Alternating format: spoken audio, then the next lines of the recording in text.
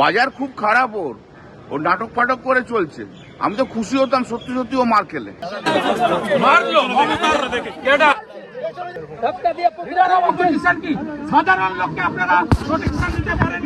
শুভেন্দু সত্যি সত্যি মার খেলে খুশি হতাম, বিস্ফোরক কল্যাণ বন্দ্যোপাধ্যায়। নমস্কার বন্ধুরা, আমার নাম ধ্রুবজ্যোতি সরকার।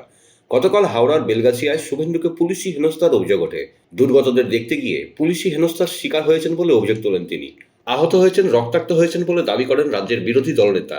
এর পাশাপাশি আরও একটি বিস্ফোরক অভিযোগও তুলেছেন শুভেন্দু। রাজীব কুমার এবং প্রবীণ ত্রিপাঠী এটা মমতা বন্দ্যোপাধ্যায়কে খুশি করার জন্য করেছে। এবার ঘটনার 24 ঘন্টা পেরোতে না পেরোতেই পাল্টা নিশানা এলো শুভেন্দুর দিকে। তোপ দাগলেন তৃণমূল সাংসদ কল্যাণ বন্দ্যোপাধ্যায়।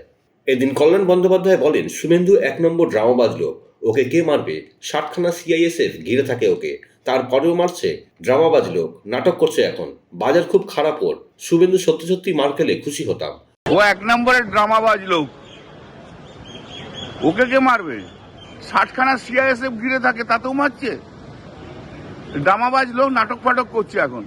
বাজার খুব খারাপ ওর, ও নাটক ফাটক করে চলছে। আমি তো খুশি হতাম সত্যি সত্যি ও মার খেলে। প্রসঙ্গত, গতকাল হাওড়ার বেলগাছিয়ায় দুর্গতদের দেখতে গিয়ে পুলিশি হেনস্থার শিকার হয়েছেন বলে অভিযোগ আনেন রাজ্যের বিরোধী দলনেতা শুভেন্দু অধিকারী।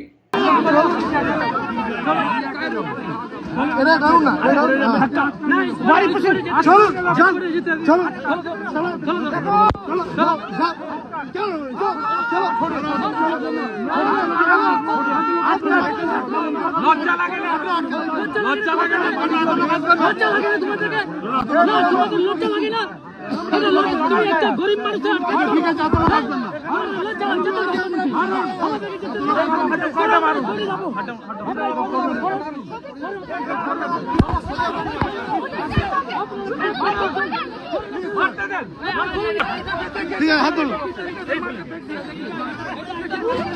পুলিশ ফেলেছে।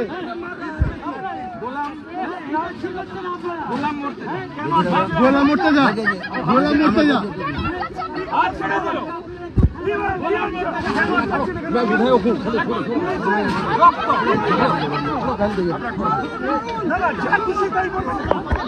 মারলো, গোলাম মরতে যা, গোলাম মরতে যায়। মারলো, মারলেন কেন? মারলেন কেন? এটা মারলেন কেন? আমি কি রক্ত লাগবে? মারলেন কেন?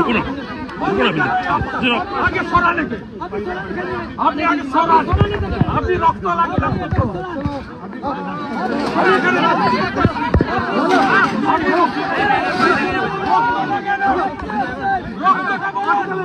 রক্ত দেখুন, দেখুন মমতার পুলিশ গোলাম মুর্তেজা মারলো। দেখুন, দেখুন, দেখুন, এখানে দেখুন কি করেছে। দেখুন পশ্চিমবাংলার লোক, দেখুন মারলো। দেখুন আপনি মারলেন, আপনার আপনার মারলো। দেখুন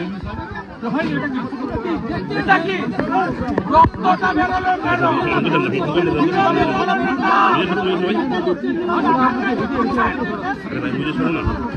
আরে ভাই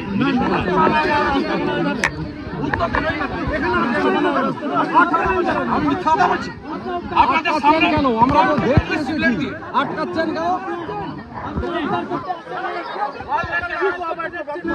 একটা দুর্ঘটনা ঘটেছে, মানুষ এখানে পীড়িত। তো তাকে যদি রাজ্য সরকারের মন্ত্রী নেতারা যেতে পারেন দেখা করতে, পীড়িতদের কাছে দাঁড়াতে, আমাদের বিধানসভার নেতা তিনি কেন যেতে পারেন না? তিনিও তো ক্যাবিনেট মন্ত্রীর দরজা পান, তিনিও জননেতা, মানুষের কাছে দাঁড়াবার তার দায়িত্ব আছে। তিনি সেবা করতে গেছেন, লোকের দুঃখ কষ্ট শুনতে গেছে, তাকে আটকানো হচ্ছে কেন? আর আটকাবার পরে যে পুলিশ সেই প্রোটেক্টটিকে আর সুরক্ষা দেওয়ার কথা, সেই পুলিশ তাকে ঘায়েল করে দিচ্ছে। তো পুলিশের উপর ভরসা করবো না? পুলিশ কি টিএমসির মতো কাজ করছে? তিনি নেতা, মানুষ তাকে স্বীকৃতি দিয়ে তিনি মানুষের সঙ্গে থাকবেন, তাকে আটকানো হচ্ছে কেন? আর তাকে ঘায়েল করা হচ্ছে কেন? কেন তার গায়ে আঁচ লাগছে? এইটার সম্পূর্ণ আমি নিন্দা করছি, এবং এই অধিকার পুলিশের নাই তাকে ঘায়েল করা।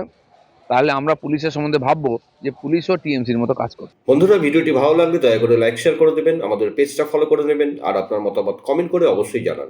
ধন্যবাদ।